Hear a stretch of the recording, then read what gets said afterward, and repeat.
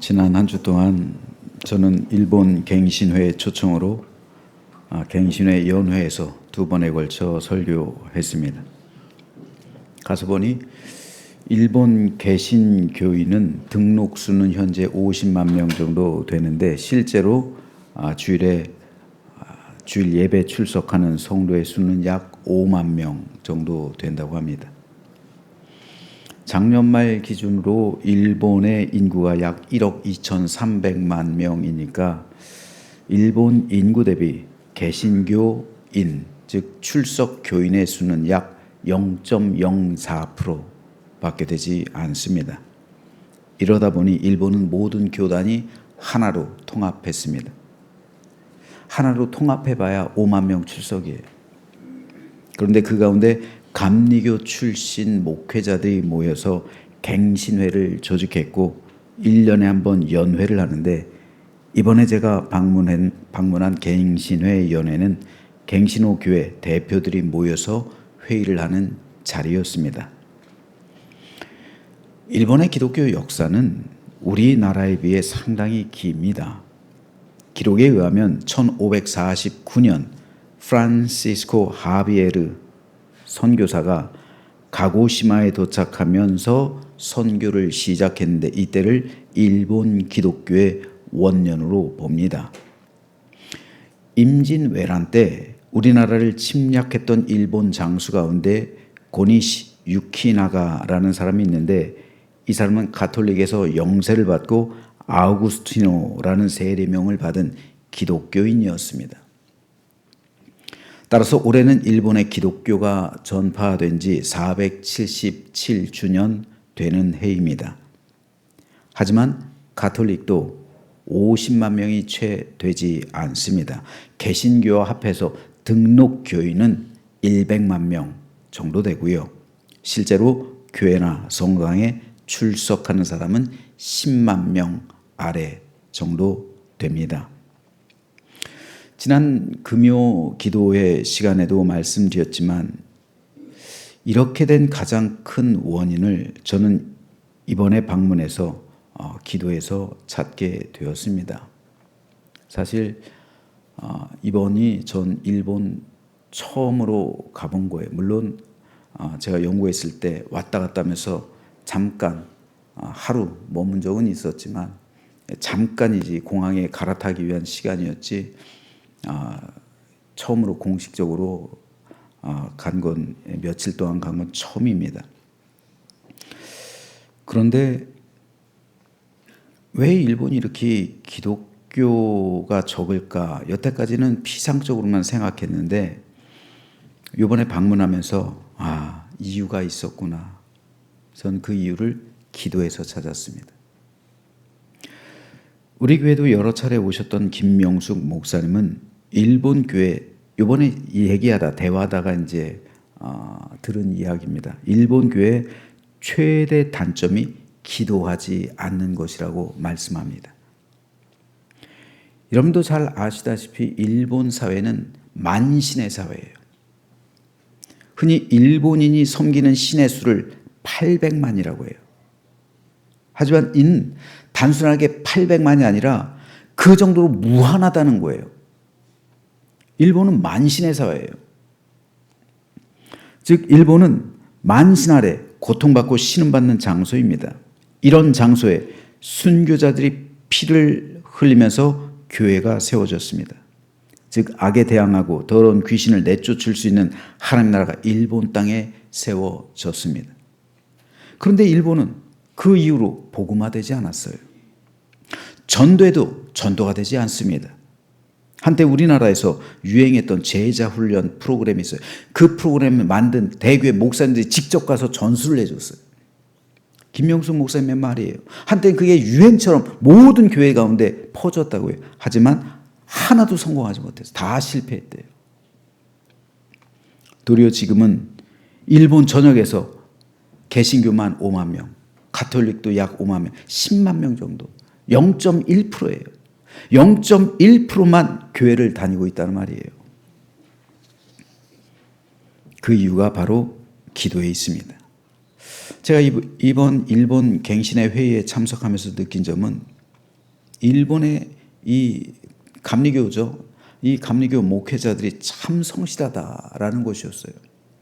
이틀의 일정 동안 단 몇 분도 허투루 쓰지 않고 아주 성실하게 주어진 시간에 딱딱 맞게 정확하게 시작해서 정확하게 끝내고 정확하게 모든 회의를 진행하는 것을 보면서 제가 참 성실하다 느꼈어요. 그 흔한 땡땡이 하는 사람도 그러지 않아요. 야, 참 성실하다. 그런데 한 가지 기도하지 않아요. 그 회의를 하는데 연회를 위해, 교회를 위해, 성도를 위해, 나라와 민족과 사회를 위해 목사님들이 중보기도하는 시간이 없어요. 물론 공적으로 예배 시간에 대표기도는 하죠. 대표기도는 하지만 그 외에 교회들을 위해서, 성도를 위해서, 일본을 위해서, 그렇죠? 일본 자기 국가니까 국가, 나라와 민족을 위해서, 그리고 사회를 위해서 중보기도를 하지 않아요. 그래서 제가 물어봤습니다. 김명수 목사님이 기도를 하지 않는 게 최대 단점이라고 그러길래 그러면은 이 회의에서도 중보기도를 하지 않지 않느냐 이런 말이 나왔어요. 그래서 제가 끝까지 참석했으니까 그렇습니다. 그러면 개교회 상황은 어떻습니까? 교회들은 기도를 합니까? 그랬더니 개교회에서도 기도 모임이 없대요. 기도 모임 자체가 없대요. 그리고 기도하지 않는데요. 그러니 어떻게 만신에 대항해서 영적 싸움에서 승리할 수가 있겠습니까? 저는 이 사실이 너무 마음이 아팠어요. 일본의 복음화율이 이렇게 낮고 전도가 안 되는 이유가 있구나. 기도하지 않는데 어떻게 이게 전도가 되겠어요? 이유가 있구나. 제가 깨달았습니다. 그런데 이 가운데서도 제게 한 가지 큰 도전을 주신 분이 있어요. 제가 아주 한 가지 큰 도전을 받고 왔습니다. 오늘 그것에 대해서 말씀드리려고 하는데 먼저 사진을 좀 몇 장 보도록 하겠습니다.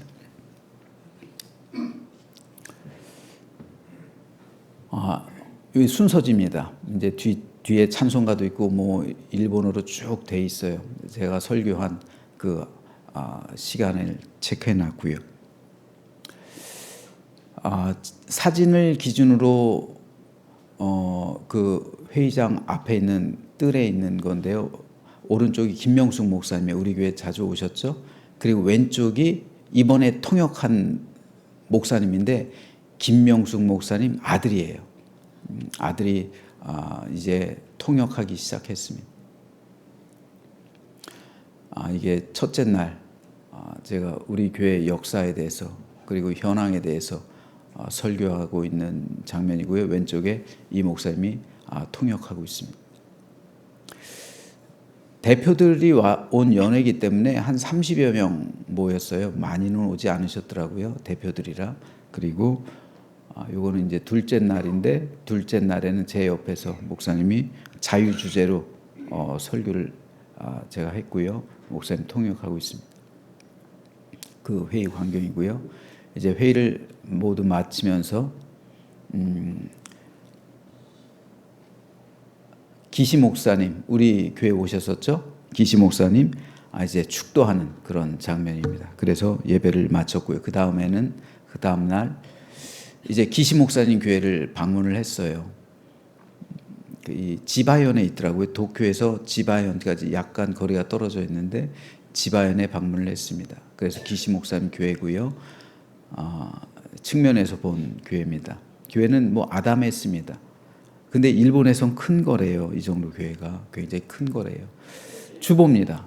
뭐 이렇게 주보로 돼 있고요. 안에도 이런 형식으로 이렇게 일본 주보 제가 가져왔습니다. 그리고 교회 내부 모습인데요. 이렇게 심플하게 되어 있습니다. 기시 목사님하고 찍은 사진이고요. 그리고 이거는 교회에서 약 한 30m 정도 떨어진데 교회에서 운영하는 유치원이에요. 유치원을 운영하고 있었습니다. 유치원 때문에 아이들이 많이 온대요. 유치원에 있는 교회 그 예배당입니다. 아이들이 예배할 수 있도록 하는 예배당이고요. 그리고 유치원 중앙에 있는 이제 우물인데 여기서 물이 흘러나와서 물놀이 할 수 있게 돼 있더라고요. 그리고 유치원 뜰입니다. 그리고 유치원에 있는 아이들 모습이고요. 예. 그렇게 해서 이제 기신 목사님 교회를 방문해서 제가 조금 선교비를 전달해 드렸고요. 그리고 다음 날 목요일이죠. 목요일에는 이제 요시다 목사님을 방문했는데 요시다 목사님은 이 지바현에 있는 이 목사님하고 정반대 쪽에 그쪽에 계신데 그쪽으로 갔습니다. 근데 우리 교회 예전 사진을 가지고 계시고 그 사진을 제가 찍어 온 거예요. 그 사진을 갖고 계시더라고요. 그래서 그 사진이고 요거는 이제 강신모 목사님 이 사진을 갖고 계셔요. 이게 1981년이나 2년 정도 된 것 같은데 사모님 그리고 전동래 장로님이죠. 가운데 전동래 장로님 맨 앞에 강성교사 같아요. 젊었네. 굉장히 젊었을 때 1980년대 초 같아요. 이 사진을 갖고 계시더라고요. 그래서 찍어 왔어요. 그리고 이거는 저기 동안교회 동안장로교회인데 그 사진도 갖고 있어서 찍어 왔습니다. 이 사진은 요시다 목사의 한복 우리나라 한복을 입고 찍은 사진 아주 젊었을 때 아주 젊지는 않았을 때죠. 한 40대 정도 된 것 같은데 사모님하고 찍은 그 사진 찍어 왔고요. 예. 사모님하고 두 분 다 요양원에 계세요. 근데 같은 방은 아니고 이제 따로 이제 방은 쓰시긴 한데 이제 이렇게 앉아 계셨고 햇볕이 아주 제일 좋은 요시다 목사님이 제일 햇볕이 잘 드는 좋은 방에 배치해 주셨다라고 그러시더라고요. 그래서 제가 대화를 하고 있고 우리 여선교에서 준 선교비에서 전달해 드렸습니다. 고마워하셨고요. 이렇게 선물과 함께 드렸는데 굉장히 감사하게 받으셨습니다. 그리고 이게 뭐냐면요. 이걸 저도 받아왔어요. 요거를 참 뜻깊게 받아왔는데 요건데 자 이게 잘 안 보이시죠? 저걸 한번 보시면요. 자 무궁화꽃이에요. 무궁화꽃. 근데 한번 보시면 1974년 8월에 한일교회 교류 역사상 대단히 의미 깊은 집회가 열렸습니다. 세계 전도 연수 대회 엑스포 74가 한국 서울에서 개최되어 일본에서 1000명가량의 목사 평신도들이 참석했습니다. 그 당시 일본인 참석단 주제곡이 바로 이 무궁화 꽃입니다. 이 곡은 오카야마 카미노쿠니 교회 나가시마 유키오 목사님이 작사하신 것에 히비노 세이지 장로님이 아름다운 곡을 붙여 가사 내용에 깊은 의미를 더해주고 있습니다. 나가시마 목사님은 일제 통치하에서 참혹한 박해와 탄압에 싸우면서 끝까지 신앙을 지켜온 한국 기독교인들의 모습을 한국 국화인 무궁화꽃에 비유하여 신앙의 향기로운 시로 표현하셨습니다. 서울 일본인 교회에서는 3.1절 기념 예배와 8.15를 기념하는 평화 기념 예배에 한국 성도님들과 함께 이 곡을 매년 반드시 부르고 있습니다. 그러니까 무궁화꽃은 일본 목사님과 일본 장로님이 작사 작곡한 곡이에요. 그래서 제가 갔는데 이 곡을 끝까지 불러주셨어요. 저에게 3절 사모님 목사님 그리고 사모님 둘째 딸 유카코 그 전도사님 이렇게 세 명이 이걸 불러주셨는데 이걸 지금도 일본인 교회에서 한국에 있는 일본인 교회에서 3.1절 기념 예배 8.15 그 예배를 드리면서 이 곡을 부른대요. 우리 교회도 이거 배워야 되는 거 아닌가? 그런 생각이 있어요. 그래서 우리도 한번 불러봐야겠다. 아니 일본 목사님, 일본 장로님이 작사 작곡해서 무궁화꽃을 이렇게 했는데 우린 정작 모르고 있잖아요. 그래서 이거 뜻깊은 곡이다 해서 제가 가져왔습니다. 그래서 한번 불러보려고 해요. 나중에 지금은 아니고요. 나중에 한번 배워보도록 하겠습니다. 대한교회 성도 여러분 안녕하십니까. 오늘은 목사님과 사모님이 일부러 모레서부터 우리 교회를 방문해 주셨고 지금 여러 가지로 두 교회의 관계를 나누었습니다. 저희 혼자 아니라 저희 아내하고요. 그리고 첫 번째 큰 딸은 히로시마 목사하고 두 번째 딸은 한국에서 사역을 하고 있습니다. 우리가 오늘 이렇게 처음으로 목사님하고 우리 아내하고 전도사하고 만났는데 앞으로도 이러한 그 교류가 계속 하는 제 일포가 되는 거지. 오늘뿐만 아니라 앞으로도 그러한 교류가 주님 안에서 계속되도록 우리가 기도하고 고대하고 있습니다. 예. 그런데 요시다 목사님이 약간의 선망 증세가 있으세요. 그래서 가끔가다 지금도 한국에 계신 걸로 알고 있어요. 그래서 우리 교회를 방문했다 그러시잖아요. 한국에 계신 걸로 알고 있고 첫째 딸 이름도 노리꼬인데 첫째 딸, 둘째 딸 그래서 첫째 딸과 같이 있는 걸로 생각할 때도 있고 지금 여기 영상에서는 안 담겼는데 그렇습니다. 그래서 이번 기회에 참 잘 다녀왔다라는 생각이 들었어요. 더 늦기 전에 참 잘 다녀왔고 우리 여성교회 마음도 전했고 또 제가 여러 가지로 또 우리 성도들의 마음을 모아서 또 이렇게 사용한 곳이 있어요. 제가 이 소개시켜 드리려는 이분이 바로 그분인데요. 사진을 하나 보시죠. 예, 아까 보여드린 이분. 이 김명숙 목사님 아들 이름이 마스키다 마사루 목사입니다. 목사예요. 김명숙 목사님은 한국과 일본 교회 교류를 위해서 통역으로 활동하셨죠. 이제부터는 아들에게 그 통역 일을 맡기려고 한다고 그래요. 그 사역을. 제가 첫 번째 통역이었어요. 저를 처음으로 통역한 거예요. 그러니까 제가 설교문을 2개를 보내드렸잖아요. 그러니까 그거 가지고 진짜 제가 12월에 보내줬는데 1달 가까이 되도록 계속 그걸 아주 씨름을 했대요. 그리고 엄청나게 스트레스를 받았대요. 처음이니까. 그래서 통역을 잘 했습니다. 전 사실 모르죠. 잘했는지 못했는지.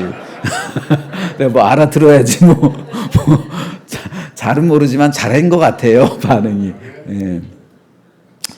그런데 마스키다 목사님하고 제가 이번에 교제하면서 목사로서 자신의 큰 전환점에 대해서 간증을 제가 들었습니다. 그래서 제가 그거에 대해서 제가 좀 말씀을 드리려고 해요. 마스키다 목사님은 결혼하고 나서 10년 동안 아이가 없었다고 그래요. 근데 10년 만에 아이가 생겼대요. 그러니까 이 아이가 얼마나 참 귀하겠어요. 아주 기쁨과 행복 가운데 아이를 낳습니다. 사진을 보여주시죠. 근데 아이를 낳는데 아이가 뭔가를 달고 있죠. 뭔가 이상했대요. 퇴원하지 못하고 인큐베이터로 곧바로 들어갔대요. 이상한 병이래요. 심장에 여러분 아이들이 아주 드문 희귀한 케이스인데 심장에 구멍이 나 있는 경우가 있대요. 심장에 구멍이 여러 개가 나 있대. 뻥뻥 뚫려 있대요. 그래서 이 심장으로 공급하는 그 혈관을 통해서 공급하는데 피로 이 심장이 이 구멍으로 피가 다 새나는 거예요. 그러니까 숨을 못 쉬잖아요. 이게 안 되잖아요. 호흡이 안 되잖아요. 그 피가 나오니까 의사가 이런 경우는 거의 없어서 자기들도 이건 어떻게 할 수 없다고 죽음을 받아들이셔야 될 것 같다 말을 했대요. 아니 10년 만에 아이가 생겼는데 어떻게 이대로 떠나보내요. 그래서 할 수 있는 방법을 좀 제발 좀 찾아달라고 몇 날 며칠 그 애원을 했다고 그래요. 그러니까 의사들이 모여서 딱 한 가지 한번 시도는 해볼 수는 있는데 장담할 수는 없다고 하면서 심장으로 흘려보내는 그 혈관이 아이가 넓대요. 그러니까 보통 사람들보다, 보통 아이들보다 이 혈관이 넓대요. 넓으니까 피는 엄청나게 흘려보내는데 구멍이 뚫려 있으니까 그 구멍으로 다 피가 새 나오는 거잖아요. 그러니까 이 혈관을 좁히자. 한번 좁혀봅시다. 그래서 피의 양을 최대한 적게 한번 심장으로 해보자고 해서 심장 그 혈관 협착술을 진행한 거예요. 그러니까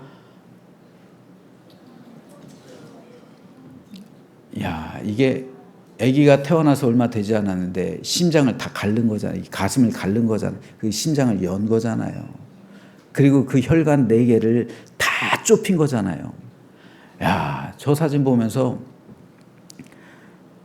참 마음이 아팠습니다. 이 조그만 아이가 어떻게 이 수술을 견뎌냈을까? 제3자인 제가 봐도 울컥해요, 그냥.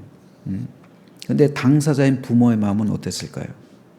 근데요, 이 사실을 교인들한테 말 안 했대요.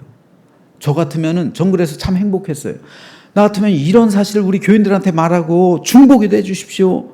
알릴 것 같은데, 그래서 우리 교회 성도들도 눈물을 흘리며 같이 기도해 줄 것 같은데, 말 안 했대. 왜요? 일본은 기도 안 한다고요. 기도 모임 없다고요. 기도하지 않으면 어떻게 돼? 뒤에서 수군수군 된다고요. 그리고 목사님 보면서 표정이 어두면 애가 잘못됐나? 이런 말을 하고 그래 계속 물어본다고요. 그러니까 힘들기만 하니까 아예 말을 안 한 거예요. 근데 어떻게 교인들이 알게 됐냐면은 한 번은 설교하면서 너무 힘들고 그래가지고 이 강대상을 꽉 잡고 손으로 얼마나 쥐었는지 피가 났대요, 손에서. 진짜로 피가 났대. 근데 피아노 반주자가 본 거예요. 올간 반주자가 봤대요. 그래서 무슨 일 있냐고 그래가지고 알게 됐대요. 그런데 그 당시 김명숙 목사님도 부인 병이 있었대요.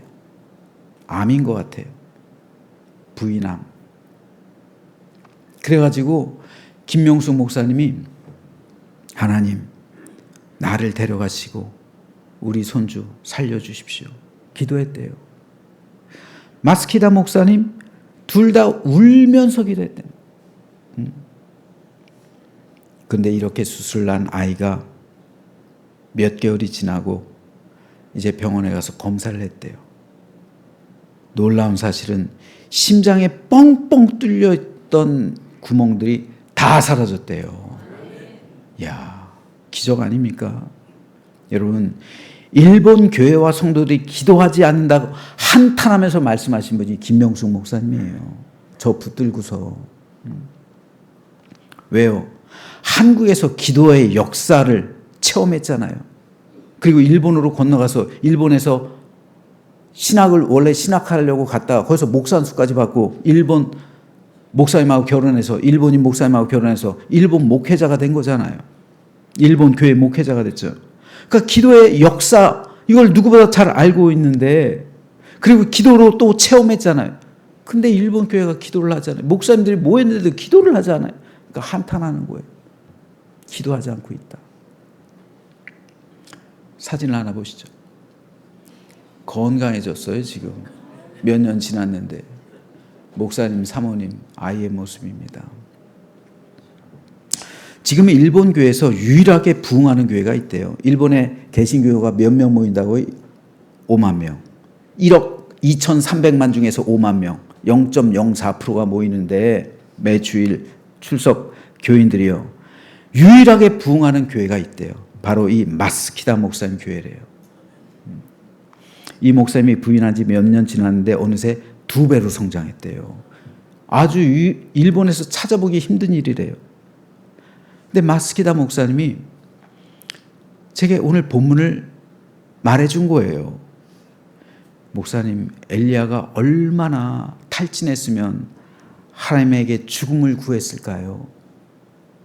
근데 제가 그 심정을 알 것 같아요. 나도 그랬어요.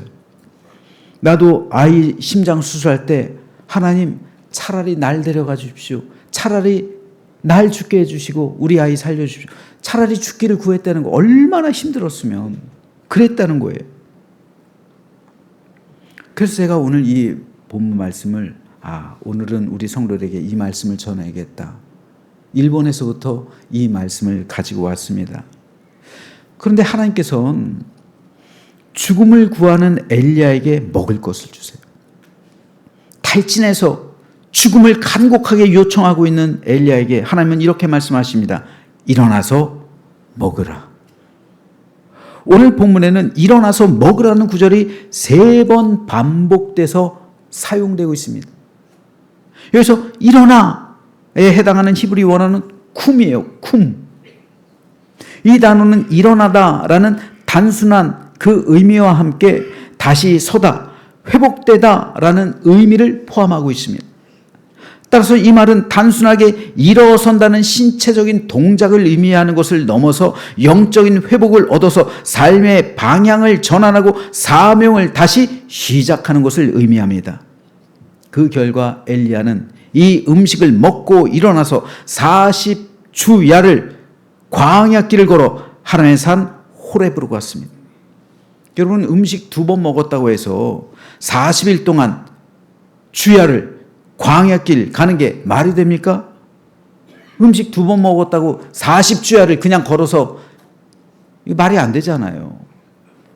따라서 이 음식은 단순한 음식이 아니라 사명을 회복하고 자신의 전 존재의 삶의 방향을 전환할 수 있게 만들어준 생명의 양식, 생명의 떡을 의미합니다. 생명의 물을 의미해요. 이 음식은 우리 주 예수 그리스도의 살이에요. 또한 생명의 물, 세례의 물입니다. 오늘 본문에는 이 양식과 함께 음식과 함께 걸어가다라는 말이 등장하는데요. 히브리 사상에서 걸어간다는 사실은 단순히 길을 걷다라는 뜻뿐 아니라 내가 가야만 하는 길로 간다라는 의미가 있습니다. 여러분, 우리가 살아가다 보면 내가 가고 싶은 길이 있고요. 내가 가야만 하는 길이 있어요. 보통 사람들은 내가 가고 싶은 길로 가요. 엘리야는 내가 가고 싶은 길, 엘리야가 가고 싶은 길이 어떤 길이에요? 죽음의 길. 근데 엘리야가 가야만 하는 길은 호렙산으로 가는 길. 하나님께서는 내가 가고 싶은 그 죽음의 길을 구하는 엘리야에게 네가 가야만 하는 길, 호렙산으로 길을 갈 것을 말씀하시는 거예요. 바로 이겁니다. 내가 가야만 하는 그 길로 가기 위해서는 먼저 생명의 양식을 먹어야만 합니다. 그리고 거룩한 하나님의 산에서 하나님의 세미한 음성을 들어야만 합니다. 그때 엘리야의 사명은 완수되는 거예요. 그리고 이 사명의 인수가 엘리사에게 임하게 되는 거잖아요. 이로써 엘리야의 사명은 완수하는 거예요. 이를 위해 하나님께서는 가장 먼저 엘리야에게 일어서라 말씀하시는 거예요. 일어나서 먹으라는 거예요. 먹고 일어나는 게 아니라 일어나고 먹으라는 거예요. 반대죠. 음식은 먹고서 일어나는 거지. 근데 하나님께서는 일어나서 먹으라. 음식을 먹기 위해서 일어나라는 거예요. 사명을 회복하기 위해서 일어나라는 겁니다. 힘을 가지라는 거예요. 용기를 내라는 겁니다. 예수님께서도 어린 소녀를 살리실 때 달리다 쿰 말씀하셨죠. 달리다 쿰이란 소녀야 일어나라 라는 뜻이에요. 하나님은 엘리야에게 엘리야 쿰, 엘리야야 일어나라 말씀을 3차례에 걸쳐서 하셨습니다. 첫 번째 엘리야 쿰, 엘리야야 일어나라, 탈진한 엘리야를 위해서. 두 번째 엘리야 쿰, 엘리야야 일어나라, 두려움 속에서 깊은 상실감과 우울감에 빠진 엘리야를 위해서. 세 번째 엘리야 쿰, 음식을 먹어라. 그리고 일어나서 네가 가야만 하는 길, 즉 하나님의 산 호렙으로 가라 라는 말씀을 주시기 위해서 하나님은 3번에 걸쳐 이 말씀을 전해 주셨습니다. 이것은 오늘 우리도 마찬가지입니다. 우리도 때론 엘리야처럼 한때는 승리했지만 지금은 축 처져 있을 수도 있습니다. 한때는 자신만만했지만 지금은 상실감과 깊은 우울감에 빠져서 풀이 죽어 죽기를 구할 수도 있습니다. 하나님, 왜 나한테 이런 일이 일어납니까? 하나님, 도무지 모르겠습니다. 차라리 나를 죽여주십시오. 차라리 오늘이라도 나에게 이 고통 없애주시고 하루빨리 천국으로 데려가 주십시오. 기도할 수도 있습니다. 하지만 우리는 오늘 본문의 말씀을 통해서 우리에게 엘리야쿰이라고 말씀하시는 하나님의 음성을 오늘 나에게 주시는 음성으로 들을 수 있어야 합니다. 이 자리에 여러 가지 고통과 고난, 시련과 역경을 가지고 풀리지 않는 문제로 인해 고통받고 아파하며 괴로워하고 힘든 분이 있습니까? 엘리야처럼 죽음을 구하고 나는 아무것도 아닙니다. 자포자기하는 심정으로 좌절과 절망 가운데 이 자리로 어쩔 수 없이 나아오신 분이 있습니까? 그렇다면 엘리야쿰이라고 말씀하신 하나님이 나의 이름을 부르셔서 저의 이름 같으면 용쿰. 용꿈 아니에요? 용쿰. 한번 해보세요, 여러분. 여러분의 이름을 넣으시고 한번 해보세요. 시작. 용쿰. 일어나라. 용아, 일어나라. 일어나서 먹으라. 일어나서 위로를 받으라. 일어나서 새 힘을 얻으라. 일어나서 새로운 희망을 가져라. 산 소망을 가지라고 말씀하시는 하나님의 말씀을 들으시기를 주님의 이름으로 축복합니다. 세상이 주는 시험, 고난, 여러 가지 시련과 고통 속에서도 그러므로 여러분 일어서십시오. 그리고 생명의 양식을 먹으십시오. 그리고 여러분이 걸어가고 싶은 길이 아니라 여러분이 가야만 하는 길로 걸어가시길 소망합니다. 그 길이 바로 십자가의 길이요 천성으로 향하는 천국 길입니다. 우리가 천성에 다다르게 될 때 우리 사명은 그때 비로소 끝납니다. 그때까지 여러 가지 역경, 광야길 있을 수밖에 없죠. 우리는 분명 좁은 길로 가는 거예요. 우리는 넓은 길이 아닙니다. 그리스도인은 필연적으로 좁은 길로 걸어가는 사람들이에요. 그 길은 구불구불해요. 여러 가지 도랑이 있어요. 낭떠러지가 있어요. 제가 언젠가 기도하면서 환상을 봤는데 보기에는 꽃밭이었어요. 이렇게 꽃밭이었는데 다 가서 마지막에 천성문에 다다라서 뒤를 탁 돌아봤더니 세상에나 그 꽃밭이 다 사라지고 보니까 그 꽃밭이 아니라 절벽이었어요. 좁은 길로만 걸어왔던 거예요. 야, 이거 성령께서 나를 인도하지 않았다면 나는 저 꽃밭이라고 생각했던 곳에 가가지고 쉬다가 어떻게 돼요? 빠져서 멸망길로 갔을 텐데 이런 생각이 들어요. 그 좁은 길, 우리 그리스도인은 필연적으로 좁은 길로 갈 수밖에 없는, 그러니까 내가 가야만 하는 길이 있고 내가 걸어가고 싶은 길인데 우리 그리스도인은 내가 걸어가야만 하는 그 길, 그 좁은 길로 걸어가야만 하는 성도들이에요. 그러니까 이 세상에선 핍박과 박해와 고통과 시련과 아픔과 상실과 괴로움과 고통이 끝나질 않아요. 하지만 그 가운데 성령께서 우리와 함께 하심을 믿으시기를 주님의 이름으로 축복합니다. 우리 사명 다 할 때까지 엘리야쿰을 외치신 그 하나님께서 나의 이름을 부르시면서 다시 일어서라. 여기에 빠지지 말고 다시 일어서서 그 길을 걸어가라. 격려하시고 우리를 회복하게 하실 줄로 믿습니다. 그래서 오늘 하루 다시 한번 일어서기로 결심하며 모든 것이 회복되어지는 복된 주일이 되어서 새롭게 된 믿음의 삶, 소망의 삶을 살아가는 우리 모두가 되시길 주님의 이름으로 축원합니다.